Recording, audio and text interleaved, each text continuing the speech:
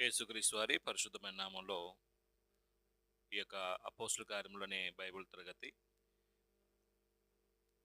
ఈరోజు ఏర్పాటు చేసుకుంటకు దేవుడు ఇచ్చినటువంటి అవకాశం బట్టి దేవుని మాటలు వినటానికి దేవుని సన్నిధికి ఇచ్చేసిన మీ అందరికీ ప్రభునామను వందనాలు తెలియపరుస్తున్నాను. ప్రార్థన చేసుకుందాం.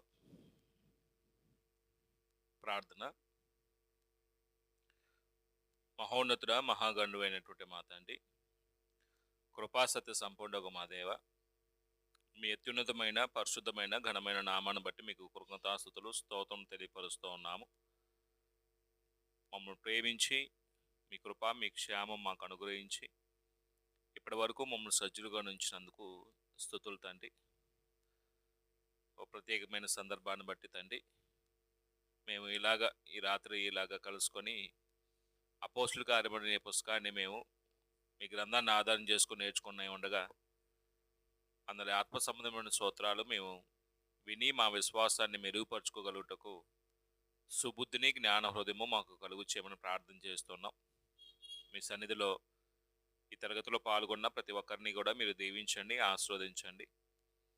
ఆన్లైన్లో కూడా మేము మాటలు వినేవారిని, వారి కుటుంబాలను కూడా మీరు దీవించమని ఆశీర్వదించమని, మీ కృపా క్షేమం మా అందరి జీవితాల్లో సమృద్ధిగా మెండుగా దయచేస్తారని నమ్ముతూ ఈ మానవులన్నీ యేసుక్రీస్తు వారి పరిశుద్ధమైన నామంలో వినయంతో బ్రతిమలాడి వేడుకొని ప్రార్థిస్తున్నాం తండ్రి.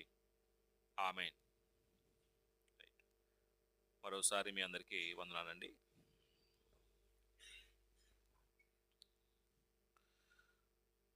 పౌలు మనం ప్రయాణాల్లో మూడో సువార్త ప్రయాణం ముగించబడింది. మూడో సువార్త ప్రయాణం ఎక్కడి నుంచి ప్రారంభించి ఎక్కడ ముగించాడండి? మూడో సువార్త ప్రయాణం ఎక్కడి నుంచి ప్రారంభించి ఎక్కడితో ముగించాడు ప్రయాణాన్ని? ఎఫెసు నుంచి ప్రారంభించాడా? ఎక్కడి నుంచి ప్రారంభించాడు? సిరియాలోని అంత్యోక నుంచే ప్రారంభించాడు. మొదటి ప్రయాణము, రెండో ప్రయాణం, మూడో ప్రయాణం, 3 ప్రయాణాలు కూడా సిరియాలోని అంత్యోక నుండే ప్రారంభించారండి. అది చిన్న ప్రశ్న అండి, అది వేయకుండా ప్రశ్న. మళ్ళీ దానికి ఎత్తుకుంటున్నారు, పుస్తకాలు తీస్తున్నారు. అంత్యోకలో ఉన్నటువంటి సంఘం సువార్త పరిచయ నిమిత్తము సమర్పణ కలిగినటువంటి కొంతమంది వ్యక్తులు ప్రోత్సహించిన సంఘం అండి. మొదటి ప్రయాణంలో పౌలు బర్నబా, రెండో ప్రయాణానికి పౌలు బర్నబా మధ్య చిన్న క్లాష్ వచ్చినప్పుడు జాన్ మార్క్ విషయంలో పౌలు శీలం వెంట పెట్టుకొని ప్రయాణం స్టార్ట్ చేస్తాడు. మూడో సువార్త ప్రయాణం వెంటనే స్టార్ట్ అవుతుందండి. అంటే మూడో సువార్త ప్రయాణం ఎక్కువ కాలం చేశాడు. 5 సంవత్సరాలు, సుమారుగా 5 సంవత్సరాలు సువార్త ప్రయాణం చేస్తాడండి. ఎఫెసీ ప్రాంతంలో ఎక్కువ సంవత్సరం ఉన్నాడు. ఇంచుమించుగా 3 సంవత్సరాలు ఎఫెసీ ప్రాంతంలోనే సేవ ప్రకటించినట్టుగా పౌలు తన మాటలో చూస్తాడు. మనం 20 అధ్యాయం చెప్పుకున్నప్పుడు మనం చెప్పుకున్నాం. అయితే పౌలు తిరిగి అంత్యోక్య వెళ్లకుండా పండుగ సమయానికి ఎక్కడ వెళ్ళాలనుకున్నాడంటే యెరూషలేము వెళ్ళాలనుకున్నాడు. అంటే అక్కడికి ఎందుకు వెళ్ళాలనుకున్నాడు? యూదులు చాలామంది వస్తారు కాబట్టి వాళ్ళకి యేసుక్రీస్తుని గురించినటువంటి సువార్తను ప్రకటించి దేవుని సంకల్పంలో నుంచి యేసుక్రీస్తు లోకానికి వచ్చి ఆయన ఏ విధంగా చనిపోయి మానవాళి రక్షణ కొరకు ఆయన ప్రాణం పెట్టి సంఘాన్ని ఏర్పాటు చేసి ఒక ఆత్మ సంబంధమైనటువంటి రాజ్యాన్ని పరిపాలన చేస్తూ ఉన్నాడు. ఆ రాజ్యంలోకి పౌరులుగా చేసే విషయంలో పౌలు ఏం చేస్తున్నాడు? చాలా ప్రాంతాల్లో సువార్త ప్రకటిస్తూ యూదులైన వారిని ప్రభు మార్గంలో తీసుకొస్తున్నాడు ఆయన. అయితే పౌలు పండుగ సమయానికి అక్కడ వెళ్ళాడు. అక్కడ పరిస్థితి ఏంటంటే పౌలు విషయంలో అప్పటికే చాలా ప్రాంతాలకి యూదుల్లో నుంచి ఒక వ్యతిరేకత వచ్చేసిందండి. ఏంటి ఆ వ్యతిరేకత అంటే, ఈయన పౌలు ధర్మశాస్త్రానికి, మోషేకి, మన ఆచారాలకి విరుద్ధంగా బోధించేవాడు కాబట్టి ఇతని విషయంలో మనం జాగ్రత్తగా ఉండాలి, అతన్ని మనం అంగీకరించకూడదు. ఒకవేళ అతనిని మనకు అండబడితే అతన్ని ఏం చేయాలనుకుంటున్నారంటే చంపాలనే ఒక కంకణం కట్టుకున్నారండి. అప్పుడు యెరూషలేము వచ్చిన తర్వాత సంఘంలోని సహోదరులు పౌలుని చేర్చుకున్నారు. ఆ యెరూషలేము సంఘంలో ముఖ్య పాత్ర వహించే ఒక వ్యక్తి పేరు ప్రస్తావించాడు ఆయన. పెద్ద పేరు. ఎవరండి ఆయన? యెరూషలేము సంఘంలో ఒక ప్రముఖ పాత్ర వహిస్తున్నాడు, పెద్దగా ఉండి. ఎవరండి ఆయన? యాకోబు అండి. మీరు ఆ, బుధవారానికి మళ్ళీ సోమవారానికి ఎన్ని రోజులు గ్యాప్ అండి? ఎన్ని రోజులు గ్యాప్ అండి? మరి ఈ పేర్లు కూడా మర్చిపోతే ఎలాగండి? చెప్పుకోలేదండి అక్కడ సంఘ పెద్ద ముఖ్య భూమికి పోషిస్తున్నాడు, ఆయన యేసుబాబు సహోదరుడు, చెప్పుకోలేదండి? మీరు ఏదో ఆలాపనలో ఉండి ఇంటే ఉపయోగం లేదండి. అందుకన్నా రానోళ్ళకన్నా కూడాను ఆ, వచ్చి నేర్చుకోలేకుండా రానోళ్ళే బెటర్ అండి. ఒక మాట చెప్పాలంటే వాళ్ళు ఏదైనా పనిలో ఉన్నారు, మీరు వచ్చి ఇక్కడ టైం వేస్ట్ చేసుకుంటున్నారు అనిపిస్తుంది. ఎంతో కొంత ఏం చేయాలంటే తెలియని పదాలంటే అవి గుర్తుపెట్టుకోలేం. యెరూషలేము సంఘం అనేది ఆ, ముఖ్య పాత్ర ముఖ్య పాత్ర వహించే వ్యక్తి ఎవరో అనే మాటలో పోయిన వారిని చెప్పుకున్నాం. దానికి 3 నిమిషాలు దాకా కేటాయించుకున్నామండి. సహోదరుడేమో అపోస్తులైనటువంటి యాకోబు అన్నాడు. కాదండి, ఆయన చనిపోయాడు, పైన అధ్యాయంలో శిరచ్ఛేదన చేయబడ్డాడు, ఆయన కాదు, యేసు సహోదరుడు యాకోబు అని చెప్పాను. దానికి 3 మినిట్స్ వరకు చెప్పుకున్నామండి. మళ్ళీ మర్చిపోతే ఎలాగండి? అది మనం ఏదో దానికి కనెక్షన్ పెట్టుకోనండి, మన ఊరకు గుర్తుండవు. మనం ఒకదానికి కనెక్షన్ పెట్టుకొని ఆ పేర్లు కానీ ఆ సంఘటనలు కానీ మనం బుర్రలో ఎక్కించుకోవాలండి. మీకు ఏ పద్ధతిలో సులభంగా మీ మనసులోకి ఎక్కుతాయో ఆ పద్ధతిలో మీరు దాన్ని వింటున్నప్పుడు, అంటే నేను అందరిని దృష్టిలో పెట్టుకొని చెప్పిన విషయాలే మరలా మరలా చెప్తున్నానండి. మనం అధ్యాయాలు కంప్లీట్ చేయాలంటే ఆశతో చెప్పట్లా. మహా చదివితే ఒక 5 వచనాలు 10 వచనాల కంటే ఎక్కువ చదవట్లేదండి వారంలో. దాన్ని కూడా మళ్ళీ చెప్పిన విషయాలు పావుగంట 20 నిమిషాలు మళ్ళీ రివిజన్ చేసి పాత పాత సంగతులు చెప్తూ వస్తున్నానండి. అంటే నా లక్ష్యం ఏంటంటే సామాన్యమైనటువంటి వ్యక్తులు మనం అందరం కూడాను బైబిల్ చిన్నప్పటి నుంచి తెలిసిందైనా సరే బైబిల్లో ఏముందో తెలియదండి. బైబిల్ మనకు తెలుసు, కానీ బైబిల్లో ఏముందో మనకు తెలియదండి. మనకు తెలియని బైబిల్ అనుకుంటాం, కానీ ఏమీ తెలియదండి దాంట్లో. కానీ ఏదన్నా ప్రశ్న ఇస్తే ఎవరన్నా అడిగితే బైబిల్ తెలుసు అంటామండి. ఏం చెప్పు అంటే మాత్రం తర్వాత చెప్తాను అంటామండి, కవర్ చేసుకుంటాం. అంటే కొంచెం మనసు పెట్టాలండి, కొంచెం కొంచెం ఆలోచించాలండి. యెరూషలేము స్థానిక సంఘంలో సున్నతి గురించి వివాదం పరిష్కరించబడ్డప్పుడు యాకోబు ప్రముఖ పాత్ర వహించాడు. అలాగనే పౌలు 3వ సువార్త ప్రయాణం ముగించుకొని యెరూషలేము వచ్చినప్పుడు ఆయన చేర్చుకొని ఆయనతో మాట్లాడిన సందర్భంలో ప్రధానమైన వ్యక్తి పాత్ర ఒక ఆయన పేరు ప్రస్తావించాడు యెరూషలేము సంఘంలో. ఎవరంటే పేరు యాకోబు అండి. అప్పుడు అన్ని జనులకు ఏం రాశాడో చెప్పాడు. యూదుల గురించి ఏం జరుగుతుందో, భక్తి కలిగిన యూదులు ఎన్ని వేల మంది ఉన్నారో తెలుసు కదా పౌల. అన్ని జనుల నుంచి అన్ని జనులలో ఉన్నటువంటి యూదులైన వారు సున్నతి పొందకూడదని నువ్వు బోధిస్తున్నావని, ఇట్లా నీ మీద మోషేకిని ధర్మశాస్త్రానికి వ్యతిరేకంగా బోధిస్తున్నాను, మీ మీద అభియోగాలు మోపబడుతున్నాయి. కాబట్టి యూదులకి నీ మీద చాలా కోపం ఉంది, పీకల దాకా ఉంది. కాబట్టి నువ్వు ఇక్కడ ఉంటూ క్షేమం కాదు. అప్పుడు నీ మీద మంచి అభిప్రాయం కలగాలంటే ఒక సలహా ఇచ్చారండి. ఏంటంటే మొక్కుబడి చేసుకున్నటువంటి ఒక 4 మా దగ్గర ఉన్నారు. క్రైస్తవుల ఇల్లు యూదుల మొక్కుబడి చేసుకున్న వాళ్ళు యూదులేనండి. క్రైస్తవుడు మొక్కుబడి చేసుకోడండి, వెంట్రుకలు కత్తిరించుకోవడం చేయడండి, బైబిల్ ఎక్కడా లేదండి. యూదుల్లో నుంచి ఆచారం అది, శుద్ధీకరణ ఆచారం, లేకపోతే నాజీని గురించినటువంటి వ్రతం, ఇవన్నీ మన పాత నిబంధనలు చూస్తాం. అప్పుడు యూదుల్లో నుంచి మొక్కుబడి చేసుకున్న వాళ్ళు 4 ఉన్నారు. వాళ్ళు యెరూషలేము వెళ్ళి దేవాలయం దగ్గర మొక్కుబడి చెల్లించే కార్యక్రమంలో వాళ్ళకి అయ్యే ఖర్చు నువ్వు భరించు, వాళ్ళతో కూడా నువ్వు వెళ్ళు. వాళ్ళతో పాటు అంటే అది అక్కడ ఇది శుద్ధీకరణ ఆచారం ఉండిద్దండి. ఆ శుద్ధీకరణ ఆచారం వాళ్ళతో పాటు నువ్వు చేసావనుకో, చూసిన యూదులందరూ అరే పౌలు గురించి మేము వ్యతిరేకంగా అనుకున్నాం, ఇంతకాలం ధర్మశాస్త్రం వ్యతిరేకం, మన ఆచారాలకు వ్యతిరేకి, మోషేకి వ్యతిరేకంగా మాట్లాడేవాడని మేము విన్నాం, పౌలు అలాంటోడు కాదే అని మీ మీద ఏం చేస్తారంటే మంచి అభిప్రాయం కలిగిద్ది అక్కడ యూదులందరికీ కూడా. వాస్తవానికి పౌలు ధర్మశాస్త్రం వ్యతిరేకంగానే చెప్పాడండి. ధర్మశాస్త్రం పాటించమంటున్నాడా, ధర్మశాస్త్రాన్ని నెరవేర్చబడింది అని చెప్పాడా? నెరవేర్చబడి దానికంటే శ్రేష్టమైనది వచ్చింది అంటున్నాడు ఆయన. సున్నతి పాటించమంటాడా, సున్నతి వద్దంటాడా? మోషే ఆచారం సున్నతి వద్దంటాడండి. దానికన్నా శ్రేష్టమైన వాటిని ప్రవేశపెట్టబడింది కాబట్టి వాటిని బోధిస్తున్నాడు అండి. పెద్దలు ఎందుకు ఇలా చెప్పారు అంటే అక్కడ పౌలు మీద చాలా వ్యతిరేకత ఉంది కాబట్టి ఆ గొడవ సద్దుమణగటానికి, ఆ వివాదాన్ని సద్దుమణిగి పౌలు చెప్పే సంగతులకి అనేకులు వినటానికి ఒక మంచి ప్లాట్ఫామ్, ఒక వాతావరణం కావాలి కాబట్టి అలా చెప్పారండి. అంటే ఇప్పుడు డైరెక్ట్గా పౌలు ఇవేమీ చెప్పకుండా ఏం చేయకుండా యూదులకు ఉన్నటువంటి వ్యతిరేకతను బట్టి వాళ్ళలోకి వెళ్ళామనుకోండి, పౌలు ఏదైనా చెప్పడానికి ప్రయత్నం చేస్తే వింటారా ప్రజలు? అక్కడ దొమ్మికి వచ్చేస్తారు, కొట్టేస్తారు. అయినా సరే జరిగింది అదే. కానీ వాళ్ళ యొక్క అంటే ఈ మానవ ప్రయత్నం అండి, అంతే తప్ప ఇక్కడ పరిశుద్ధాత్మ సలహా కాదు ఇది. మీరు ఒకటి అర్థం చేసుకోనండి, పెద్దల చేత పరిశుద్ధాత్మ సలహా ఇచ్చి అలా చెప్పమన్నారా? వాళ్ళు మానవ మాతులు కాబట్టి అల్లరి ఎక్కువ లేగితే ఇక్కడ వాక్యం చెప్పే అవకాశం ఉండదు కాబట్టి కొంచెం అల్లరి సద్దుమణిగిద్ది. నువ్వు వాళ్ళకి వ్యతిరేకంగా లేవు అనే భావజాలాలు వాళ్ళ కలిగించని మొక్కుబడి చేసుకున్న ఒక నలుగురు మనుషులను వెంట పెట్టుకొని దేవాలయంకి వెళ్ళాడండి. 7 రోజులు ఆ శుద్ధీకరణ ఆచరణ జరిగిందండి. అప్పుడు ఆసియా నుంచి కొంతమంది వచ్చారండి యూదులు.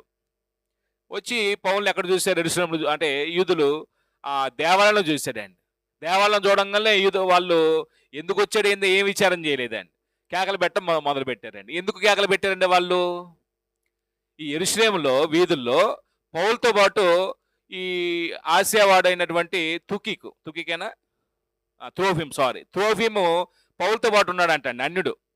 ఈ అన్యుడు పౌలుతో పాటు యెరూషలేము వీధుల్లోకి తిరుగుతున్నాడు కాబట్టి పౌలు ఇక్కడ ఉన్నాడంటే వాడు కూడా అన్యుడు దేవాలయంలోకి వచ్చి ఉంటాడు కాబట్టి దేవాలయం అపవిత్రపరచబడింది. అంటే వాళ్ళు అన్న మాటలు చూడండి ఎంత కేకలు పెట్టారు. ఎన్నో వచనం? 29వ వచనం అండి. ఏలి అనగా ఎఫెసీయుడైన త్రోఫిమును అతనితో కూడా పట్టణంలో అంత మునుపు వారు చూచి ఉన్నందున పౌలు దేవాలయంలోకి తీసుకుని వచ్చినని ఊహించి తీసుకొస్తాడా? అసలాగా అన్యుణ్ణి తీసుకురాడండి. అంటే బయట యెరూషలేము పట్టణంలో ఎవరైనా తిరుగుతారు, యూదులే కాదు, అతనితో సహవాసం చాలా మంది చేస్తారు. పౌలుతో దేవాలయం తీసుకొస్తే పాపం అండి, అలా తీసుకురాడండి. కానీ వీళ్ళ ఊహ ఏంటండి? ఊహా జబ్బు చాలా ప్రమాదం అండి. ఊహించి ఏమని కేకలు పెట్టారండి వీళ్ళు.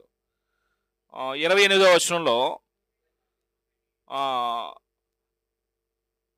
ఇశ్రాయేలులారా సహాయం చేయరండి అని కేకలు పెట్టారండి. ప్రజలకును ధర్మశాస్త్రమునకును ఈ స్థలమునకును విరోధముగా అందరికీ అంతటిను బోధించిన వాడు వీడే. మరియు వీడు గ్రీసు దేశమును దేవాలయం తీసుకుని వచ్చి ఈ పరిశుద్ధ స్థలం అపవిత్రపరచున్నానికి కేకలు వేసిరి. దేవాలయాన్ని అపవిత్రపరచడానికి కేకలు వేసిరండి. అంటే ఇంక జనులు కూడా ఆలోచించరండి, ఇది అంతవరకు నిజం అనేది ఆలోచించరండి. వీళ్ళు కూడా ఏం చేస్తారండి? అపవిత్రం జరిగిపోయింది, మా మతానికి, మా మార్గానికి, మా చట్టానికి కలంకం కలిగింది, మా దేవాలయం అపవిత్రపరచబడిందని ఏం చేస్తాం? దొమ్మికి వచ్చేస్తారండి. వచ్చేసి ఆ గొడవల్లో ఇంకెక్కువగా పాలువారు అవుతారండి. అక్కడ జరిగింది కూడా ఏంటంటే పట్టణమంతి గలిబిలిగా ఉండెను. జనులు గుంపులుగా పరిగెత్తుకుని వచ్చి పౌలును పట్టుకుని దేవాలయంలో అతన్ని వెలుపలికి ఈడ్చిరి. వెంటనే తలుపులు మోయబడిను. అంటే దేవాలయం ఏమైంది అనుకున్నారండి? అండ్ వచ్చి అపవిత్రం అయిపోయింది, దాన్ని శుద్ధి చేయాలండి. ఇప్పుడు తలుపులు వేసేసారండి. పౌలు మాత్రం పట్టేసుకొని ఎంతమంది ఉంటారండి? చాలా జనసమూహం వచ్చారండి, దొమ్మిగా వచ్చారండి. అంటే ఏం చేసి ఉంటారంటే అక్కడ కొట్టారనే మాట లేదు, కానీ తర్వాత అధికారులు వచ్చేంత వరకు కొడుతూనే ఉన్నారంట అండి. అక్కడ ఎన్నో వచనం ఉందంటే 33వ వచనం మనం చదివామండి. 32వ వచనం చివరి మాట. వెంటనే ఈ సంగతి ఇలాగ అల్లరి జరుగుతుంది, పట్టణం అంతా గలిబిలిగా ఉంది అని పై అధిపతి సహస్రాధిపతికి తెలిసిందండి. సహస్రాధిపతి అంటే 1000 మంది అధికారండి. ఆయన ఆ పట్టణానికి రెస్పాన్సిబిలిటీ వహించేవాడండి. ఈ అధికారి తెలిస్తే ఈ అధికారి ఏం చేశాడు? కింది స్థాయి వారిని పంపించాడండి. ఎవరన్నా పంపించాడంటే సైనికులను శతాధిపతులను వెంటబెట్టుకుని వారి యొద్దకు పరిగెత్తి వచ్చును. వారు పై అధికారిని సైనికులను రాను వారిని చూచి పౌలు కొట్టడం మానిరి. అప్పటి వరకు ఏం చేస్తున్నారండి? కొడుతూనే ఉన్నారండి. ప్రజల జనసమూహం దొమ్మిగా మీదబడి కొడుతున్నప్పుడు ఎవరెక్కడ కొడతారో తెలియదండి. భయంకరమైన పరిస్థితి అండి. పౌలు ఏ నేరం చేశాడండి? ఏదో నేరం చేశాడు పౌలు. ఇంకో మాట చెప్పండి, చిన్న ప్రశ్న ఏంటంటే పౌలు చేసినటువంటి నేరం ఏదైనా నిరూపించబడిందా? పోనీ ఎప్పుడైనా శిక్ష ఎప్పుడేస్తారండి? ఇతను నేరం చేసి నిరూపిస్తే అతను శిక్ష అమలు చేయటం ధర్మం అండి, న్యాయం అండి. అది ధర్మశాస్త్ర ప్రకారంగానైనా లేకపోతే అప్పుడున్న రోమా చట్ట ప్రకారంగానైనా నేరం చేశాడని రుజువుపరచబడితే అతను ఏం చేయాలండి? శిక్షించాలండి. ఇప్పుడు నేరం రుజువుపరచబడకుండా పౌలుని ఏం చేస్తున్నాడు? దొమ్మిగా శిక్షిస్తున్నారండి. యేసుప్రభువుని కూడా అంతేనండి. నేరం రుజువుపరచబడకుండానే యేసుప్రభుని ఏం చేస్తున్నాడు? వీపు నాగరసాల వల్ల దున్నబడే విధంగా కొట్టేశారండి. పిడిగుద్దులు కొట్టారండి. మొఖాన ఉమ్మి వేశారండి. అంటే తలకి ముళ్ళ కిరీటం పెట్టారండి. అంటే ఇతను ఈ నేరం చేశాడని రుజువుపరచబడక ముందే యేసుప్రభుని ఏం చేశారు? క్రూరంగా కొట్టేశారండి, గాయపరిచారండి. అదే పరిస్థితి ఇక్కడ ఉన్నటువంటి యోధులు కూడా చేస్తున్నటువంటి ఒక దౌర్జన్య కాండ అండి. అయితే పౌలు అలాంటి పరిస్థితిలో ఏం చేసి ఉంటాడండి? నన్ను ఎందుకు కొడుతున్నారా మీరు? నేను ఏ తప్పు చేశానని అంటాడా? పోయిన వారం మాట్లాడుకున్నామండి. అంటే పౌలుకి సువార్త ప్రకటించే విషయంలో ప్రభు ఆయన పిలుచుకున్నప్పుడే, ఏర్పరచబడ్డప్పుడే ఆయనకు ఒక మాట చెప్పాడండి. నీవు అనేకులు అంటే అనేకులు ఎదుట నా నామాన్ని భరించడానికి, రాజులు ఎదుటను, అధికారులు ఎదుటను, అధిపతులు ఎదుటను నా నామాన్ని భరించడానికి, అంటే నామం భరించడం అంటే ఏంటండి? యేసు నామం నిమిత్తం ఎదురయ్యేటువంటి శ్రమలు భరించడానికి నేను ఏర్పరచుకున్న సాధనం. అందుకు పౌలుకి అది అర్థమైందండి. అందుకే ప్రతి సందర్భంలో ఆయన పత్రికలు రాస్తున్నప్పుడు కూడా, గల్తీ పత్రిక కూడా చెప్తారు 2వ అధ్యాయంలో ఒక మాట అంటాడండి. అంటే నన్ను ప్రేమించి నా కొరకు ప్రాణం పెట్టినట్టు క్రీస్తు యేసునందలి విశ్వాసం వల్ల నేను బ్రతుకుతున్నాను అనే మాట చెప్తాడండి. అంటే ఈ పౌలు బ్రతికే బ్రతుకు ఎవరి కొరకు బ్రతుకుతున్నారు? ఇంత అవమానాలు, నిందలు భరించడానికి కారణం ఏంటంటే యేసుప్రభు కొరకండి. యేసుప్రభులో ఏం చూశాడంటే ఆయన నన్ను ప్రేమించాడు, నా కొరకు ప్రాణం పెట్టాడు. ఇప్పుడు బ్రతికే బ్రతుకు నా కొరకు కాకుండా ఆయన కొరకు బ్రతకాలి. క్రీస్తు యేసునందు విశ్వాసం నేను బ్రతుకుతున్నాను అంటాడండి. మీరు ఫిలిప్పీ పత్రిక చదువుతున్నప్పుడు కూడా బ్రతుకుట క్రీస్తే, చావైతే లాభం అంటాడండి.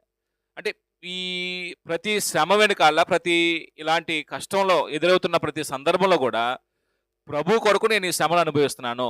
కొలస పత్రిక కూడా చెప్పిన మాట ఏంటంటే, ఇంతకుముందు మనం జ్ఞాపకం చేసుకుందామండి. క్రీస్తు ప్రభు వారు అంటే సంగమను శరీరం కొరకు పడే పాటలు ఏదైనా కొదువు ఉంటే నేను నా శరీరం మీద వాటిని ఏం చేస్తున్నాను? వాటిని సంపూర్ణం చేస్తున్నాను అంటాడండి. యేసు ప్రభు సంఘం కొరకు ఎన్నో పాటలు పడ్డాడండి. 1 కాదు 2 కాదండి. అయినప్పటికీ కూడా ఏదైనా కొదువు ఉంటే, 1 అర కొదువు ఉంటే, ఆ కొదువు కలిగిన వాటిని నేను నా శరీరం మందు వాటిని భర్తీ చేస్తున్నాను, వాటిని నేను సంపూర్ణం చేస్తున్నాను అంటాడండి. అంటే ప్రభు కొరకు శ్రమ పడటం మొదటి శతాబ్దంలో ఉన్న విశ్వాసం ఎలా భావించారంటే అది భాగ్యం అనుకున్నారండి, గొప్ప దీవెన అనుకున్నారండి. ఇప్పుడు వాళ్ళు కొడుతున్నప్పుడు మౌనంగా ఉండిపోయాడు. ఇప్పుడు వయసు వచ్చినటువంటి ఒక వ్యక్తిని, ఒక మనిషిని కొట్టడం, దుమ్మిగా కొట్టడం, అది ఎలాంటి చర్య అండి? అసలు మనిషి కొట్టడం ఎలాగనిపించింది అని కొడుతున్నప్పుడు? అంటే ఎప్పుడైనా ఒక వ్యక్తిని మరొక వ్యక్తి కొడుతుంటే పెద్ద వ్యక్తులు, మనం పిల్లలు మాట వినకపోతే వాళ్ళ క్రమశించర్య నిమిత్తం బెత్తం వాడాలండి. బెత్తవాడిని తండ్రి కొడుక్కి శత్రువు అవుతాడండి, విరోధం అవుతాడండి. ఎందుకంటే అతను మార్గం తప్పిపోతున్నప్పుడు మరి ఎలాగ మార్గంలో తీసుకురావాలి? అందుకు బెత్తం వాడాలి పిల్లల విషయంలో. నేను అంటుంది పిల్లల సరైన మార్గం నడిపించే విషయంలో కాదు నేను మాట్లాడుతుంది. పెద్దలు కొన్ని సందర్భాలు కొట్టుకుంటారండి. చూసారా ఎక్కడైనా కొట్టుకోవడం? మనం చూసాం. ఒక మనిషిని కొడుతున్నప్పుడు ఏమనిపిస్తుందండి? అయ్యో పాపం అనిపించిందా లేదా? ఇదేంటండి మానవత్వం అయినా అసలు అనిపించిందా లేదా? అంటే మన ప్రాంతాల్లో జరగలేదు సువార్త ప్రకటించే విషయంలో. నార్త్ ఇండియా వైపు బాగా కొడతారండి. వాళ్ళు ఏ తప్పు చేయరండి, సువార్త ప్రకటిస్తారండి. దుమ్మికి వచ్చి ఏం చేస్తారంటే ఆ చేతిలో ఉన్న బైబిల్స్ లాగేసుకుంటారండి, ఆ కరపత్రాలు లాగేసుకుంటారండి, మొఖాల మీద కొడతారండి, వాళ్ళు బట్టలు తీసి కొడతారండి, ఎక్కడ కొడతారో తెలియదండి. చాలా అమానుషంగా ఉండిద్దండి. వాళ్ళు ఏం చేయరండి పాపం, మౌనంగా ఉండిపోతారండి. అంటే మనకు అలాంటి సందర్భాలు ఏమి జరగలేదు కాబట్టి మనకు అది తెలియదండి. ఇప్పుడు కొంతమంది కుటుంబాల్లో మీరేమనుకున్న మాట చెప్తానండి, పురుషులు ఆధిక్యత కనపరచడానికి తమ భార్యను కొడతారండి. ఎంతమంది ఉన్నారు ఇక్కడ భార్యను కొట్టిన వాళ్ళు? ఉన్నారండి? భార్యను కొట్టకూడదండి ఎప్పుడు కూడా. భార్య ఎవరండి? సొంత శరీరం అన్నాడండి. శరీరాన్ని గాయపరుచుకునేవాడు ఎవడండి? శరీరాన్ని గాయపరుచుకునేవాడు ఎవరండి? పిచ్చోడు పాడు చేసుకోడండి. పిచ్చోడు ఏం చేస్తాడండి? తన శరీరాన్ని సాన్ని కొట్టుకుంటాడు, హీని కొట్టుకుంటాడండి, గాయపరుచుకుంటాడండి. అంటే నేను విజిటింగ్కి వెళ్తున్నప్పుడు కొన్ని కుటుంబాల్లో వెళ్తాం కదండి, పాపం ఆ స్త్రీలు చెప్పే మాటలో కొన్ని సందర్భాలు గుండె దొరికిపోతాయండి. ఆయన ఎందుకు కొడతాడో తెలియదండి, ఊరిని కొడతానండి అంటుందండి. అంటే ఊరికి కూడా కొడతారా అనిపించిందండి. చాలా బాధేసిందండి ఒకసారి ఒక సందర్భంలోనైతే. కనీసం ఇంట్లో ఉన్నామండే పేరుకే తప్ప కనీసం బాగున్నావా, తిన్నావా, ఈ పలకరింపు ఏముండవంటండి. ఇప్పుడు ఆయనే భర్త అండి, నాకు అర్థం కాలేదు. కనీసం భార్యతో ప్రేమతో మాట్లాడుతూ ఉండదండి. తిన్నావా లేదా, ఎలా ఉన్నావు, పగలంతా కష్టపడి వస్తే సాయంత్రంకి వచ్చేసరికి కనీసం కుటుంబంలో ఆదరించడానికి, సరదాగా కాసేపు మాట్లాడటానికి ఎవరు తోడు లేకపోతే ఎలా ఉండేదండి ఒక స్త్రీ యొక్క మానసిక స్థితి?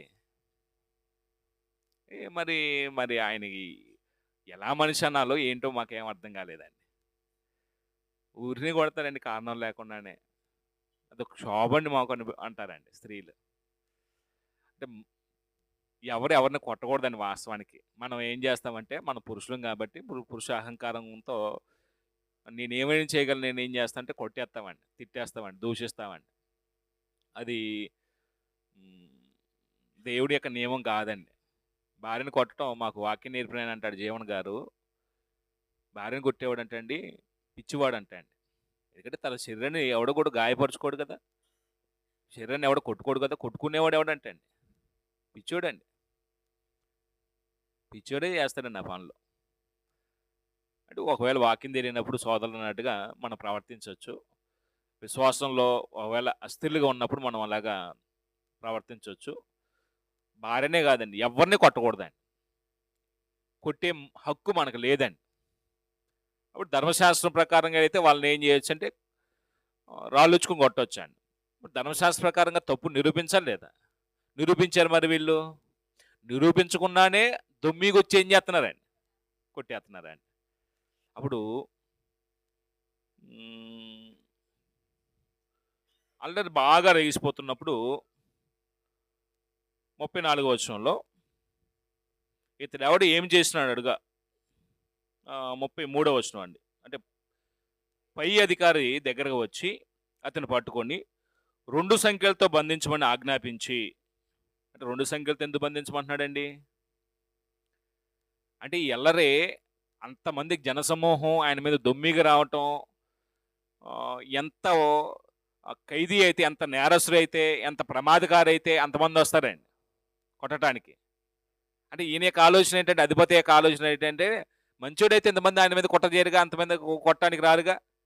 ఆ పాయింట్ ఆఫ్ వ్యూలో ఏం చేస్తున్నాడు, అమ్మో ఇంతంత నేరస్తుడు, ఎంత ఉగ్రవాదో, అందుకు ఎక్కడ తప్పించుకుంటాడో నేను ఏం చేసి 2 సంఖ్యలు తీస్తూ బంధించమన్నాడు ఆయన. బంధించేశారండి. అప్పుడు బంధించమని ఆజ్ఞాపించును. ఇతడు ఎవడు ఏం చేస్తున్నాడుగా. సమూహంలో కొందరిలాగు కొందరలాగు కేకలు వేసినప్పుడు అల్లరి చేత అతను నిజము తెలుసుకోనలేక కోటలోనికి అతను తీసుకుని పొమ్మని ఆజ్ఞాపించును. అంటే అతను ఏం చేశాడు, ఎవరు అసలు ఇతను అని ఎంక్వైరీ చేశాడండి. బహుజన సమూహం కేకలు పెడుతున్నారు. కొంతమంది అలాగంటున్నారు, కొంతమంది ఇలాగంటున్నారు. అంటే కొంతమంది అలాగ, కొంతమంది ఇలాగంటే కొంతమంది పౌలుకు అనుకూలంగా మాట్లాడతారండి. ఎందుకంటే పౌలు మంచోడే, ఇతను ఏ నేరం చేయలేదు అన్నట్టుగా మాట్లాడతారండి. కొంతమంది ఏం చేస్తారు, పౌలుకు వ్యతిరేకంగా మాట్లాడతారండి. ఇతను మా ధర్మశాస్త్రానికి, మోషేకి, ఆచారాలకు వ్యతిరేకంగా మాట్లాడుతున్నాడు, మా మతాన్ని భ్రష్టు పట్టిస్తున్నాడు, మమ్మల్ని ఉనికి లేకుండా చేస్తున్నాడు అని వ్యతిరేకంగా మాట్లాడతారండి. అంటే కొంతమంది బూతులాడు కూడా ఆడతారండి. ఇవన్నీ అధిపతి జనసమూహం మధ్య మాట్లాడుతున్నప్పుడు అడిగినప్పుడు ఏది స్పష్టత లేక, ఇక్కడుంటే పౌలు ప్రాణానికి అపాయం కాబట్టి ముందు తప్పించాలి, లేకుంటే ఆయన చచ్చిపోయాడు అనుకోండి, పై అధికారికి ఏం చేయాలి, వీళ్ళు సమాధానం చెప్పాలండి. మీరు వెళ్ళారు, మరి ఎందుకు ప్రాణం పోయింది అని విచారం చేస్తారు కాబట్టి వీళ్ళు దోషులు అవుతారండి. ఇంక వీళ్ళ కఠినమైన దాన్ని ఉండిద్ది కాబట్టి పౌలు తప్పించడానికి ప్రయత్నం చేశారు. ఏం చేశారంటే కోటలోనికి అతను తీసుకుని పొమ్మని ఆజ్ఞాపించును. పౌలు మెట్ల మీదకి వచ్చినప్పుడు జనులు గుంపు కూడి బలవంతం చేయుచున్నందున సైనికులు అతను మోసుకొని పోవాల్సి వచ్చును. అంటే ముందుకు పోనివ్వట్లేదండి పౌల్ని. ఇప్పుడు మేడ మీద కోటలోకి తీసుకెళ్ళాలి, పైకి తీసుకెళ్ళాలి. జనసమూహం ఏం చేస్తున్నారండి, మోకంతా చుట్టూగా అమ్ముతున్నారండి. పౌల్ని తీసుకెళ్ళటానికి అంటే ఎంతమంది వచ్చారండి, ఇప్పుడు శతాధిపతి అంటే 100 మంది అధికారి, అంటే ఈ సహస్రాధిపతి 1000 మంది మీద అధికారి, సైనికులు చాలా ఒక మిలిటరీ దిగిందండి. అయినప్పటికీ ఈ మిలిటరీ దళం ముందుకు సాగటానికి వీళ్ళందరూ అడ్డుపడుతున్నారండి. ఇంక చేసేది లేక పౌల్ని ఏం చేస్తున్నారు, చేతుల మీద ఎత్తుకొని పట్టుకొని తీసుకెళ్తారండి పైకి. చూడండి అక్కడ అన్నమాట, సైనికులు అతను మోసుకొని, గుంపుగా బలవంతం చేస్తున్నారు కదా, సైనికులు అతను మోసుకొని పోవాల్సి వచ్చును. ఏలయనగా వాణ్ణి చంపమని జనసమూహం కేకలు వేయచ్చు వెంబడించును. అంటే జనసమూహం అంతా పౌలు మీద ఎలాంటి భావజాలాలతో ఉన్నారంటే, ఆయన చంపండి, చంపాలి, చంపాలి, పౌలు చావాలి, దొరికితే చంపేసేవాళ్ళేనే, చంపాలని ప్రయత్నం చేస్తున్నారండి. అప్పుడు చంపుతారండి పౌల్ని. చంపుతారండి? చంపగలరా పౌలుని? చంపలేరండి. ఎందుకంటే ప్రభు ఆయనకు ఒక మాట వాగ్దానం చేశాడండి. రోమ్‌లో నిలబెడతాను నిన్ను అన్నాడండి. ఈయన రోమ్‌కెళ్ళాలండి. రోమ్‌లో సువార్త ప్రకటించాలండి. కైసర్ దగ్గర నిలబడతాడండి. ఎవడు చంపడండి. అంటే దేవుడు అద్భుత రీతిగా ఇంత శ్రమలొచ్చినా సరే, ఇన్ని బంధకాలొచ్చినా సరే పౌలుని ఏం చేస్తాడంటే మాట ప్రభు ఇచ్చినటువంటి ఆ వాగ్దానం, నేను రోమ్‌లో నిలబడతాననే మాట నెరవేర్చడానికి పౌలుని అనేకుల దగ్గర, అధిపతుల దగ్గర తప్పించి రోమ్ తీసుకెళ్తాడండి. 27, 28 అధ్యాయాలు మనం చూస్తాం. అద్భుతమైనటువంటి ప్రయాణం అండి అదంతా కూడాను. ఆ ప్రయాణంలో ఆయన పడిన పాటుల్లో మనం సువార్త నిమిత్తం అసలు ఏమన్నా పాటలు పడ్డామనిపించిద్దండి. చదివేద్దాం. ఏం రాసుకున్నాం ఆ పేరాకి? 27, 37 వరకు ఏం రాసుకున్నారండి? రాసుకోలేదా? పౌలు యెరూషలేములో బంధించబడుట. కొంచెం వివరంగా కావాలంటే, యూదులు చేసిన అల్లరిని బట్టి పై అధికారి పౌలును యెరూషలేములో బంధించుట. యూదులు చేసిన అల్లరిని బట్టి పై అధికారి పౌలుని యెరూషలేములో బంధించుట.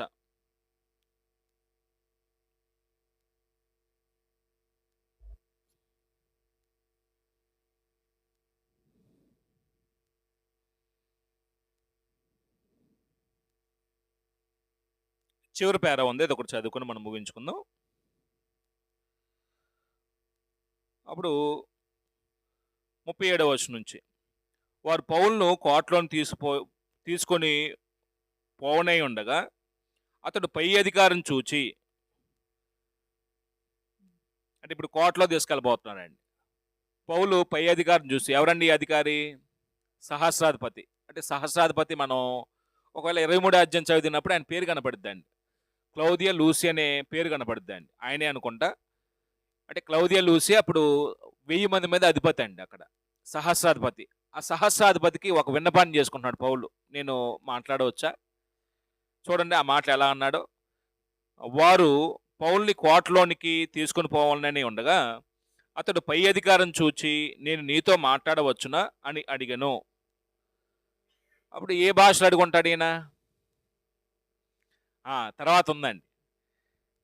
ఆ మాట ఏమంటాడంటే, అతను నీకు గ్రీక్ భాష తెలియనా, నీకు గ్రీక్ భాష తెలియనా, లేకపోతే గ్రీక్ భాష నీకు తెలియనా అనే మాట అడిగాడంటే ఈయన ఏ భాషలో మాట్లాడుంటాడు? గ్రీక్ భాషలో మాట్లాడాడండి. పౌలు యూదులకి తెలిసిన భాష ఏంటి? హెబ్రీ, లేకపోతే గల్లియా ప్రాంతంలో వాళ్ళైతే లాటిన్ కూడా మాట్లాడతారండి. అంటే అరామిక్ మాట్లాడతారండి. ఈయన గ్రీక్ కూడా మాట్లాడుతున్నాడండి. అప్పుడు గ్రీక్ మాట్లాడుతున్నాడంటే, గ్రీక్ మాట్లాడే వాళ్ళు ఎక్కువ మంది ఏ పౌరసత్వం కలిగిన వారు ఉంటారంటే, గ్రీకు భాష మాట్లాడే రోమా పౌరసత్వం కలిగిన వారు ఉంటారండి. అంటే నీకు గ్రీక్ భాష తెలియనా అని అడిగినప్పుడు ఆయన చెప్పిన మాట ఏంటంటే, ఆయన అడుగుతున్నటువంటి ఒక సంగతి చూడండి. ఈ దినములకు మునుపు, అంటే ఈ జరుగుతున్నటువంటి సందర్భానికి ముందు దినాల్లో ఏదో సంఘటన జరిగిందంటే అండి. ఏంటి ఆ సంఘటన జరిగిందంటే, రాజద్రోహమునకు రేపి నరహంతకులైన 4000 మందిని, లేకపోతే 4000 మంది మనుషులను అరణ్యమునకు వెంటబెట్టుకొని పోయిన ఐగుప్తు నీవు కావా అని అడిగాను. అంటే ఈయన ఊహ ఏంటండి?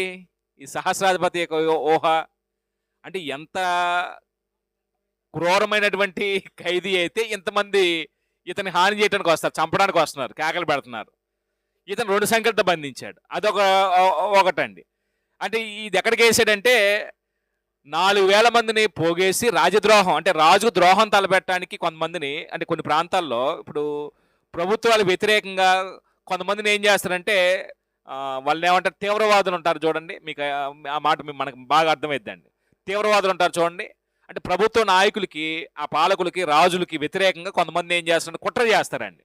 ఇప్పుడు ఆయన చంపాలి, రాజును చంపాలి, ఆయనకు ద్రోహం చేయాలి. ఒకేసారి చేయగలరు? అది చేయలేరు. కాబట్టి వీళ్ళని సపరేట్గా తీసుకెళ్ళి ఒక ప్రాంతానికి శిక్షణ ఇస్తారండి, ట్రైనింగ్ ఇచ్చి అప్పుడు ఆ రాజుని అటాక్ చేస్తారండి. ఆ రాజుని అటాక్ చేసే క్రమంలో సైనికులు చాలా మంది మట్టు పెడతారండి. అప్పుడు రాజు దొరికితే చచ్చిపోతాడండి. అలాగా ఒక ఐగుప్తుడు అంటండి రాజద్రోహం తలపెట్టడానికి కొంతమంది 4000 మందిని తీసుకెళ్ళి శిక్షణ ఇచ్చే ఆ నాయకుడు నువ్వా అని ఆ, అతనికి పౌలు ముడిపెట్టారండి. అంటే ఎక్కడి వరకు వెళ్ళాడు పోయాడు చూడండి. అప్పుడు ఇంకో మాట అంటున్నాడు. అప్పుడు పౌలు ఏమనాలి? అబ్బాయి నేను అలాంటి కాదన్నాలండి. ఆయన ఎవరో చెప్తున్నాడు చూడండి పౌలు అసలు. అందుకు పౌలు, నేను కిలికియాలోని తార్సువారినైన యూదులను, ఇదిగోండి మీకు మ్యాప్ ఉంది కాబట్టి మీకు ఇబ్బంది ఏం లేదు. కిలికియా అనగానే మనకి మ్యాప్ చూసుకుంటే ఎక్కడ ఉంది దాన్ని కిలికియా? ఇగో ఈ సిరియాకు పైన ఇదిగో కిలికియా రెడ్ మార్క్లో ఉంది. ఈ కిలికియా అనేది ఒక దేశం అయితే ఇది తార్సు అండి. ఇప్పుడు నేను 3 పట్టణాలు చెప్తాను. కిలికియా, కైసరియా, ఫిలిప్పి, ఈ ప్రాంతాలకు ఉన్న ప్రత్యేకత ఏంటండి? ఫిలిప్పీలో ఉన్నటువంటి వారికి, ఫిలిప్పి ప్రాంతానికి, ఫిలిప్పీ పట్టణానికి ఉన్న ప్రత్యేకత ఏంటండి? కైసరియాకు ఉన్న ప్రత్యేకత ఏంటండి? అది తెలిస్తే ఇది మీకు ఆటోమేటిక్గా తెలుస్తుందండి. ఏం లేదండి, అక్కడ ఆర్మీ క్యాంపెయిన్ ఉండిద్దండి. రోమా ప్రభుత్వం యొక్క ఆధీనంలో ఈ పట్టణాలన్నీ. అప్పుడు ప్రపంచాన్ని పరిపాలిస్తున్న సామ్రాజ్యం, బలమైన సామ్రాజ్యం ఏదంటే రోమా అండి. రోమా సామ్రాజ్యం. అంటే ఈ పట్టణాలన్నీ కూడా ఆల్మోస్ట్ ఎవరి యొక్క చక్రవర్తి పాలనలో ఉన్నాయంటే రోమా చక్రవర్తి యొక్క పాలనలో ఉన్నాయండి. యూదులు కూడా రోమా చక్రవర్తి అధికారం కిందే ఉన్నారు. వాళ్ళే స్వతంత్రం కాదండి, వాళ్ళు బానిసలే. అయితే ఇక్కడ ఈ కిలికి అనేది తార్సు పౌలు పుట్టినటువంటి ఊరండి, యూదులు స్వతహాగా. మరి ఈ కిలికియా అనగానే ఇక్కడ ఆర్మీ క్యాంపెయిన్ ఉండిద్దంటండి. సైనిక స్థావరాలు అక్కడ ఉంటాయండి. ఇప్పుడు సైనిక స్థావరాలు ఉన్న చోట ఆటోమేటిక్గా ఆ ప్రాంతంలో ఉన్న వారిని ఏం చేస్తారంటే ఉద్యోగులు పెట్టుకుంటారండి. అంటే పౌలు తండ్రి గారు కూడా ఆ కిలికియా ప్రాంతంలో సైనిక స్థావరాల్లో ఒక సైనికుడై ఉంటాడు అని అంటారండి చరిత్రకారులు. అప్పుడు ఆటోమేటిక్గా దాంట్లో ఉద్యోగం చేసిన వాడికి ఎవరు పౌరసత్వం ఇస్తారు? రోమా పౌరసత్వం ఇస్తారు. అప్పుడు ఆయనకు పుట్టినవాడు కాబట్టి పౌలు కూడా వారసత్వం ఏమొచ్చిందండి? రోమా పౌరసత్వం వచ్చిందండి. అంటే రోమా పౌరసత్వం రావటం చిన్న విషయం కాదండి. మన తర్వాత అధ్యాయాలు చదివితే నువ్వు రోమీడువా, పౌల్ని దండించిన తర్వాత, కొట్టిన తర్వాత రోమీలైన వాడిని శిక్ష విధించకుండా మీరు కొడతారంటే గుండె జల్లు మండిద్దండి ఆ సైనికుడికి. నువ్వు రోమీడువా, మేము బహు ద్రవ్యం ఇచ్చి ఆ పౌరసత్వం కొనుక్కున్నాం, నువ్వు రోమిడు అని చెప్పలేదే మేము కొట్టినాం, ఎక్కడ మాకు అంటే రోమిని శిక్షించడం నేరం అండి అది. అప్పుడు తన ఉద్యోగం పోయి తన ప్రాణం పోయి దేవుని బతినాడుకుంటాడండి. తర్వాత చదువుద్దాం ఆ విషయాలు. అప్పుడు ఈయనకు రోమా పౌరసత్వం ఉంది, ప్లస్ ఆ రోమిలు మాట్లాడే భాష గ్రీకు భాష ఉంది. అప్పుడు నీ గ్రీకు భాష తెలియనా అనే మాట భాషా పరిణితిని బట్టి, భాషా ప్రాంతీయతత్వాన్ని బట్టి పౌలు మీద ఒక అభిప్రాయం. 2, ఈ కిలికియా పుట్టినటువంటి తార్సు వారిని యూదులు అనగానే ఈయనకి రోమా పౌరసత్వం ఉంది అనగానే పౌరసత్వాన్ని బట్టి ఆయన అధిపతి ఏం చేస్తాడండి? పౌల్ని ఇష్టపడతాడండి. ఈ 2 కారణాల చేత పౌలు మీద అభిమానం కలిగిద్దండి. అప్పుడు పౌలు యొక్క వాంగ్మూలం అంటే పౌలు ఏం చెప్పాలనుకుంటున్నాడో చెప్పడానికి అనుమతిస్తాడండి. చూద్దాం ఒకసారి. నేను ఒక మాట నీతో చెప్పవచ్చునా అని రిక్వెస్ట్ చేశాడు అధిపతిని. అంటే బహుశా ఏ మాట చెప్పాలనుకుంటాడు పౌలు ఆ సిచ్యువేషన్ బట్టి? వాస్తవానికి పౌలు నేను తప్పు చేసి నన్ను క్షమించండి, ఎక్కడ నన్ను వదిలిపెట్టండి, ఎక్కడ బతినాడుకునే దాఖలాలు ఎక్కడ కనపడవండి. ఆ సందర్భంలో కూడా యూదులకి ఎక్కడ ఏ విషయం అపార్థం జరుగుతుందో ఆ అపార్థాన్ని ఏం చేయాలి? ఇప్పుడు పోగొట్టాలి పౌలు. సహోదరులారా, నేను మీకు వ్యతిరేకంగా నేనేం చేసేవాడిని కాదు. ఇగో నేను ఇలాగ రక్షించబడ్డాను, ఇది విశ్వాసం, మన విశ్వాసం. కానీ మన విశ్వాసం ఇక్కడ రావాలి అని యేసుప్రభు దగ్గరికి తీసుకొచ్చి ఏం చేసేవాడు? ఆయన నామం రక్షణ ఉందని ముడిపెట్టి మీరు నమ్మితే రక్షించబడతారు ఆ విషయం చెప్పి కొంతమందిని ఆలోచన చేస్తాడండి. అంటే పౌలు యొక్క విధానం ప్రతి అధిపతుల దగ్గర కానీ యూదుల దగ్గర కానీ మాట్లాడుతున్నప్పుడు ఇది గమనించవచ్చండి. ఇప్పుడు ఆయన ఏం చెప్పాలనుకుంటున్నాడో తర్వాత అధ్యాయంలో చెప్తాడండి. ఆయన ఎలా రక్షించబడ్డాడో ఆ విషయాలు చెప్తాడు 22వ అధ్యాయంలో. మనం ఇప్పుడు చదవము. అందుకు అతడు గ్రీకు భాష నీకు తెలియనా అని చెప్పినప్పుడు 39వ వచనం. అందుకు పౌలు, నేను కిలికియాలోని తార్సు వారిని యూదుడునని గొప్ప పట్టణపు పౌరుడును. అంటే గొప్ప పట్టణం అనే మాట ఎందుకు ఉపయోగించాడండి? అది సైనిక స్థావరాలు నివాసం చేసే పట్టణం కాబట్టి అక్కడ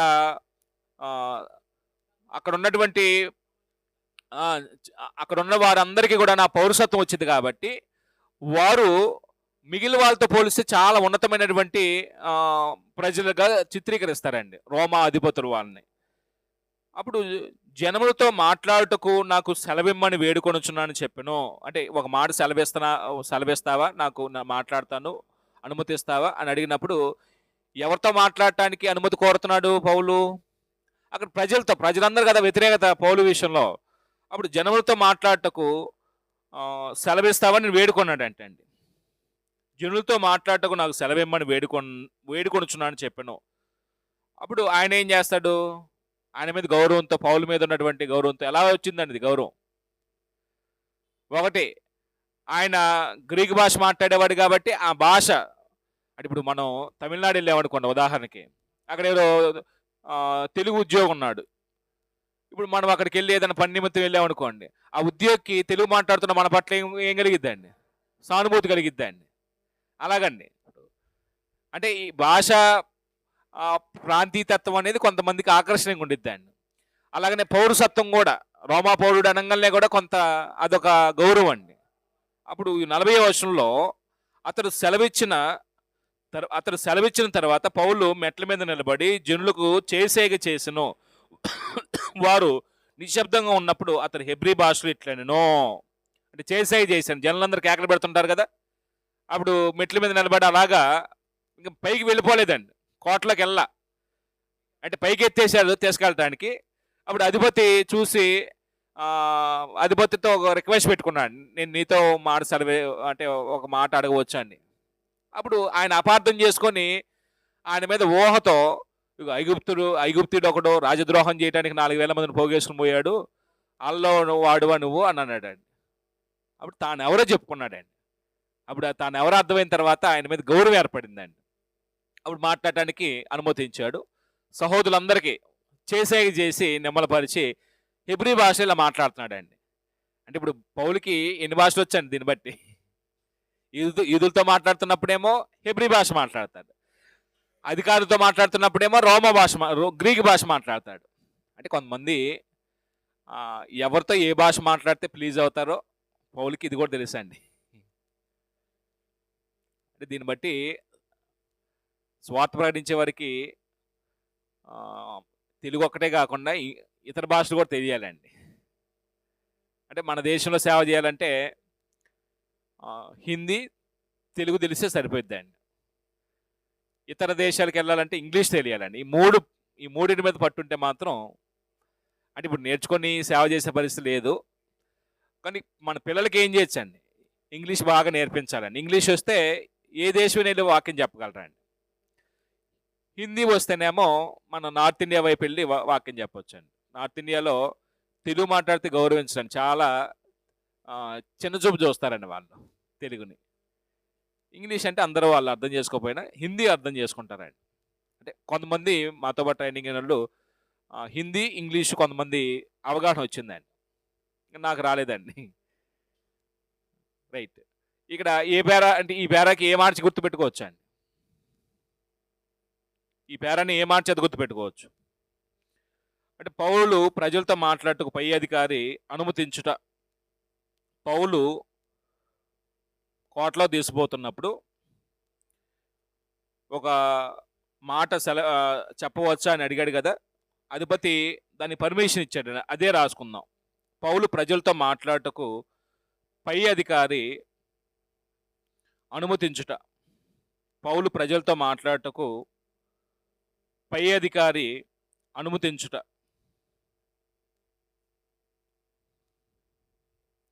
పౌలు ప్రజలతో మాట్లాడుటకు పై అధికారి అనుమతించుట.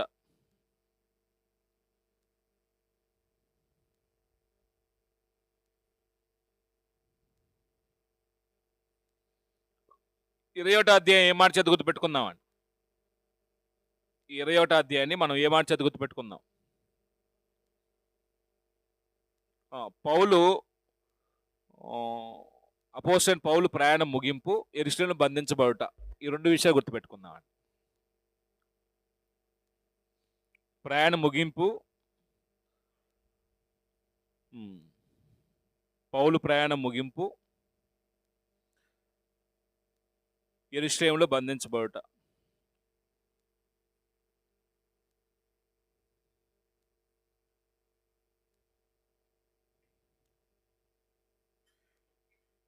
యెరూషలేములో బంధించబడుట. 21వ అధ్యాయాన్ని మనం ఆ మాట చేత గుర్తుపెట్టుకోవచ్చు. ఇప్పుడు బంధించబడిన తర్వాత యూదా ప్రజలతో మాట్లాడటానికి అధిపతి సెలవిచ్చాడు కదా! ఇప్పుడు హెబ్రీ భాషలో వాళ్ళతో ఈ విధంగా చెప్తాడండి. ఆయన ఎక్కడ పుట్టాడో, ఎలాగ రక్షించబడ్డాడో, ఏ విషయంలో ఇప్పుడు మీరు వాస్తవాన్ని తెలుసుకొని రక్షించబడాలో, ఈ విషయాలన్నీ ఏం చేస్తాడు? ఆయన పర్సనల్ లైఫ్‌ని చెప్తాడు. ప్రభు చేసినటువంటి కార్యాలను చెప్తాడు. వారు ఏ విషయాలు తెలుసుకొని ప్రభువులోకి రావాలో స్పష్టంగా చెప్తాడండి. అంటే కొంతమంది అంగీకరిస్తారు, కొంతమంది అంగీకరించరండి. అంటే ఇవన్నీ మనకు కనబడతాయండి. పౌలు బంధించబడిన తర్వాత మనం తర్వాత అధ్యాయం చదువుతాం. 40 మంది బంధించబడిన తర్వాత అన్నపానాలు మానేస్తారండి చంపడానికి. పౌలుని చంపేంత వరకు మేము 40 రోజుల పాటు మేము అన్నం తినం, నీళ్ళు తాగాం. ఏ ద్రోహం చేశాడు పౌలు? అంటే కొంతమందికి అలాంటి పిచ్చి ఉండిద్దండి. వాళ్ళకి ఏ నష్టం చేయకపోయినా వాళ్ళ యొక్క దాన్ని ఏమంటారంటే వారి విశ్వాసం ఎక్కడ ప్రజల్లో తమ ఉనికిని, తమ విశ్వాసాన్ని, తమ మార్గం నుంచి ప్రజలు వెళ్ళిపోతారో మా మతం ఏమైపోయిద్దో, మా ఉనికిని ఎక్కడ పోగొట్టుకుంటామో ఇదొక వ్యామోహం అండి. ఇప్పుడు భారతదేశంలో కూడా కొన్ని ప్రాంతాల్లో క్రైస్తవుల మీద చాలా దాడులు జరుగుతాయండి. ఇప్పుడు క్రైస్తవం వల్ల దేశానికి ఏ నష్టం కలిగింది చెప్పండి, ఒక నష్టం చెప్పండి నాకు. క్రైస్తవుడి వల్ల ఏ నష్టం జరిగిందండి? దొంగతనం చేస్తున్నారా క్రైస్తవులు? ఏమన్నా మోసాలు చేస్తున్నారా? ఎవరికైనా ద్రోహం చేశాడా? ఇప్పుడు అలా చూస్తే కొంతమంది చేస్తున్నారు కదా అనిపించిద్దండి. ఈ దొంగ బుద్ధి కలిగిన వారు అన్ని చోట్ల ఉంటారండి. ఇతర మతాల్లో ఉండలే దొంగతనం చేసేవాళ్ళు, మోసాలు చేసేవాళ్ళు, బుడి బాబా లేరండి. వాస్తవానికి క్రైస్తవులు బ్రతికితే దేశానికి నష్టం ఉండదండి. మనుషులు అపార్థం చేసుకోవడం వల్లే చాలా మంది క్రైస్తవాన్ని ద్వేషిస్తున్నారు, దూషిస్తున్నారు, హాని చేయడానికి పూనుకుంటున్నారండి. యేసులాగా బ్రతికితే మనం ఎవరికి హాని చేస్తామండి? ఎవరో ద్రోహం చేస్తామండి? ఒక వ్యక్తి యేసులా బ్రతుకుతున్నాడు, ఎవరైనా కాని మాట అన్నారు, ఏం చేస్తాడండి యేసుబాబు అయితే? నేను అలాంటిని కాదు అని వెళ్ళిపోతాడండి.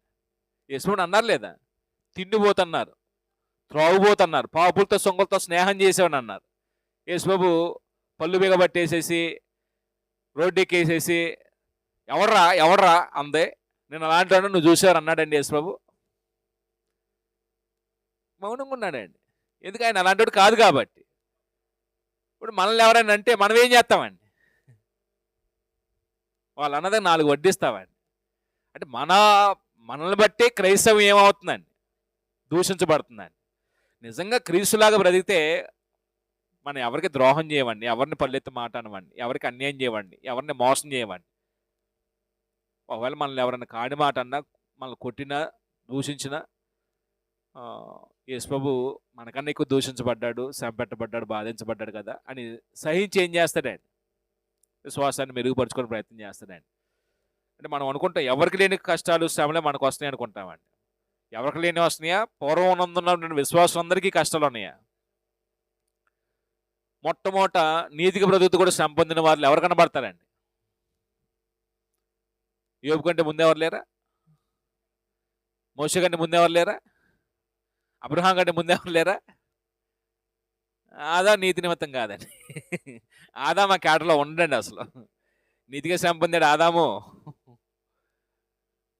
కుటుంబ విలువ జడిసాడండి, కుటుంబ బాంధవ్యాన్ని జడిసాడండి, భార్య మాట విని పాపం చేశాడండి. ఆదాము లిస్టులో లేడండి. ఆదాము కుమారుడు ఉన్నాడండి, హేబేలు. మొట్టమొదట నీతిగా బ్రతుకుతూ హింసించబడ్డ వ్యక్తి అండి. మొట్టమొదట హతసాక్షి అండి. మొట్టమొదట నీతిగా బ్రతుకుతూ చంపబడిన వ్యక్తి అండి. పూర్వనందున విశ్వాసం అందరూ చాలా మంది కూడాను నీతిగా బ్రతుకుతూనే హింసించబడ్డారండి. ప్రవక్తల్లో అలాగనే చంపబడ్డారండి. మీరు ఇర్మియా జీవితం చదువుతున్న ఇర్మియా గ్రంథంలో స్వజన్లే ఆయన బాధ పెట్టారండి, స్వజన్లే రాళ్ళతో కొట్టారండి, గోతులు పడేశారండి, చాలా శ్రమలు పెట్టారండి ఇర్మియానైతే. అంటే ఈయన వాక్యం చెబుతుంటే సత్యం చెబుతున్న నమ్మరండి, అబద్ధ ప్రవక్తలు చెప్పింది నమ్ముతారండి. ఆయనకే చాలా బాధ కలిగిద్దండి.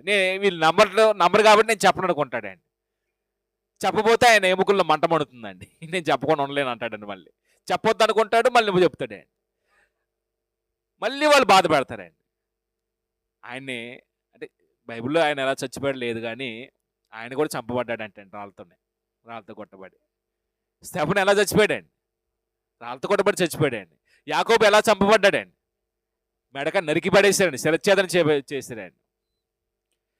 అంటే ఒకరు కాదండి, ప్రభు కొరకు, దేవుడి కొరకు తమ విశ్వాసాన్ని, తమ జీవితాన్ని త్యాగం చేయటానికి, తమ నమ్మినటువంటి సత్యాన్ని ప్రకటించే విషయంలో తమ జీవితాలను, తమ ప్రాణాలను ఏం చేశారంటే పణంగా పెట్టేశారండి. ఇప్పుడు మనం ప్రాణం పెట్టమంటలేదు కానీ ప్రాణం కన్నా ఎక్కువ దేవుని ప్రేమించమంటున్నాడు ఆయన. ప్రాణం కన్నా ఎక్కువ దేవుని యొక్క కార్యక్రమాల కొరకు సమయాన్ని ఇవ్వమంటున్నాడు ఆయన. కొంచెం మన విషయంలో అపోస్తకార్యం చదువుతున్నప్పుడు ఆదిమ సంఘంలో ఉన్నటువంటి సహోదరులకు ఉన్నటువంటి స్పిరిట్ కనపడిద్ది. మొదటి శతాబ్దంలో ఉన్న సంఘాలు ఏ తీవ్రత కలిగి పనిచేసినాయో, ఇప్పుడున్నటువంటి స్థానిక సంఘాలు ఏ తీవ్రత పనిచేస్తున్నాయో మన వ్యత్యాసం చూడొచ్చండి. వాళ్ళు ఎన్నో అవమానాలు, నిందలు, శ్రమలు పొందారండి. మనకి ఏమొస్తున్నాయి నిందలు, అవమానాలు? అంటే వాళ్ళు ఎక్కువ పరిచయం చేశారు, మనం ఎక్కువ పరిచయం చేస్తున్నామా? ఇన్ని సాధనాలు ఉన్నాయండి. లైవ్ టెలికాస్ట్లు ఉన్నాయి, మైక్ శబ్దాలు ఉన్నాయి. ఎక్కడికైనా వెళ్ళి స్వచ్ఛందంగా ఏం చేయొచ్చండి? వాక్యం చెప్పొచ్చండి, ఎవరి ఇల్లు అయిన దర్శించవచ్చండి, ప్రార్థన చేయొచ్చండి. ఎవరు ఆటంకం చెప్పట్లేదండి పాపం. ఎవరైనా చెప్పారండి మా ఇంటికి రావద్దు మీరు ప్రార్థన చేయడానికి అండి? ఎవరని లేదండి, నన్ను ఎవరని లేదండి. అందరు గౌరవిస్తారండి. వచ్చి ప్రార్థన చేస్తే థ్యాంక్స్ బ్రదర్ అంటారండి, వందనాలు బ్రదర్ అంటారండి. వాళ్ళు మన దగ్గర ప్రార్థన రాకపోవచ్చు కానీ ఎవరింటికి వెళ్ళినా సరే ప్రేమతో చేర్చుకుంటారండి. మరి వాళ్ళకి అంత మర్యాద ఉందండి, అంత గౌరవ సత్కారాలు ఉన్నాయండి, అసలు చేర్చుకుంటారండి వాళ్ళని? దేవుడు అంత గొప్ప అవకాశాలు ఇస్తుంటే మనం చేయవలసినంత స్థాయిలో మనం ఏం చేయలేకపోతున్నాం పరిచర్య.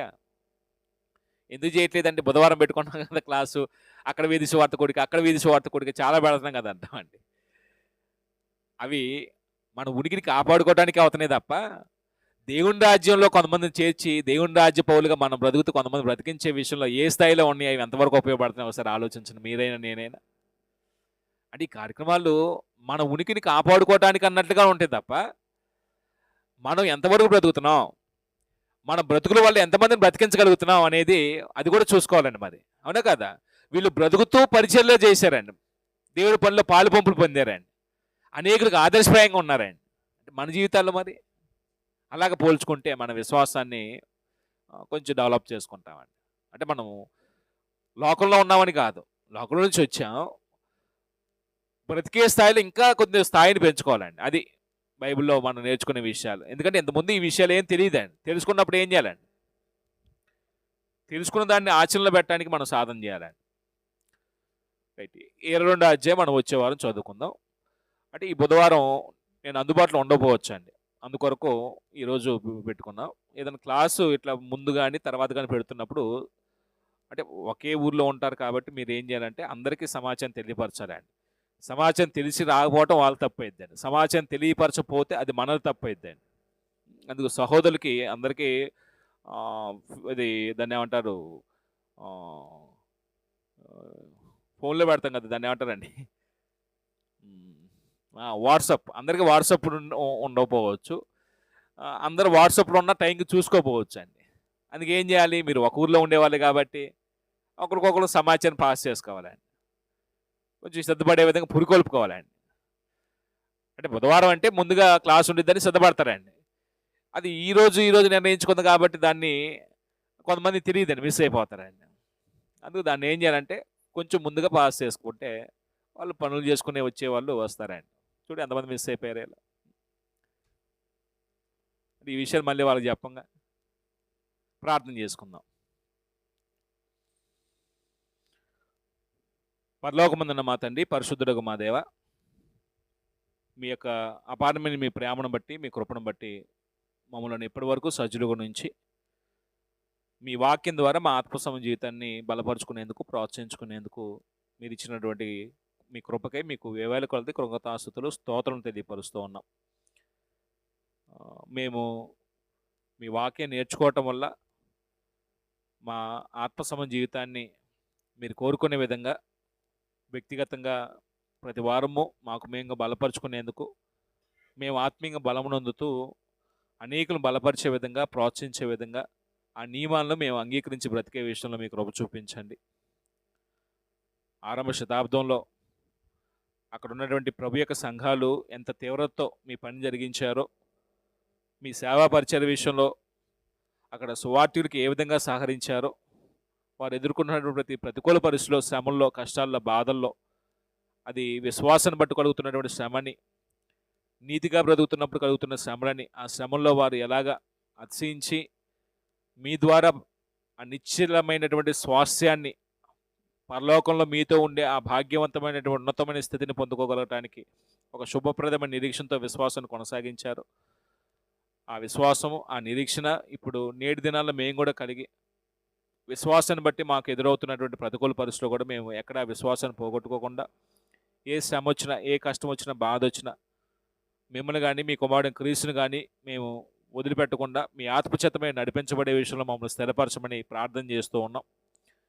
ఇలాగా ఈ తరగతిని ముగించుకొని మేము మా నివాసాలకు వెళ్తూ ఉండగా, ఈ తరగతిలో పాల్గొన్న ప్రతి సహోదరుని, సహోదరిమణులని, వారి కుటుంబాలను కూడా మీరు దీవించండి, ఆస్వాదించండి. వారికి ఏది కొదువు కలిగి ఉన్నప్పటికీ, దేవా, ఆరోగ్యపరంగా ఇబ్బందులున్నా, మానసికంగా, శారీరకంగా, ఉద్యోగ ప్రయత్నంలో ఉన్న, వివాహాల కొరకు ఎదురు చూస్తున్న వారున్నా, గర్భిణీ స్త్రీలను బట్టి ఇట్లా పేరు పేరున అందరి నిమిత్తం ప్రార్థన చేస్తున్నాం. మా పై నాయకులు, అధికార పాలకులను కూడా మీరు దీవించి ఆస్వాదించండి. మా గ్రామస్తులందరినీ మీరు దీవించండి. వ్యవసాయ పనుల్లో వారు చేస్తున్న కష్టార్జితాన్ని కూడా మీరు ఆస్వాదించండి. భూఫలంను, గర్భఫలం మీరు ఆస్వాదించండి. ఇలా మేమందరము మీ యొక్క దైవ పాత్రలుగా, మీ అందు భయభక్తి కలిగిన వ్యక్తులుగా ఈ భూమి మీద బ్రతుకుటకు మాకు అనుకూల పరిస్థితి ఇస్తారని నమ్ముతూ, ఈ రాత్రి మేము ఈ తరగతిని ముగించుకొని తిరిగి మేము అనుకూల సమయం మందు మీ చిత్తమైతే రేపు వీకే నగర్లో వీధి సువార్త కొరకు ఏర్పాటు చేసుకోగలుగుటకు వాతావరణ పరిస్థితులు అనుకూలపరుస్తారని విశ్వసిస్తూ, ఈ స్థానిక సంఘం ద్వారా జరుగుతున్నటువంటి ప్రతి కార్యక్రమం మీ యొక్క నామానికి మహిమ తెచ్చే విధంగా క్రమంగాను, మర్యాదగాను ఈ వారంలో జరిగే కార్యక్రమాలు కూడా మా అందరి ఆత్మీయ జీవితాన్ని మేలుకరంగా జరిగించుకోగలిగే విషయంలో సహాయం దయచేస్తారని నమ్ముతూ, ఈ మనవులన్నీ కూడాను మా ప్రభు అయినటువంటి యేసుక్రీస్తు వారి పరిశుద్ధమైన నామంలో వినయంతో బ్రతిమలాడుకొని ప్రార్థిస్తున్నాం తండ్రి. ఆమేన్. ప్రభు నామములో మీ అందరికీ వందనాలండి, పేరు పేరున.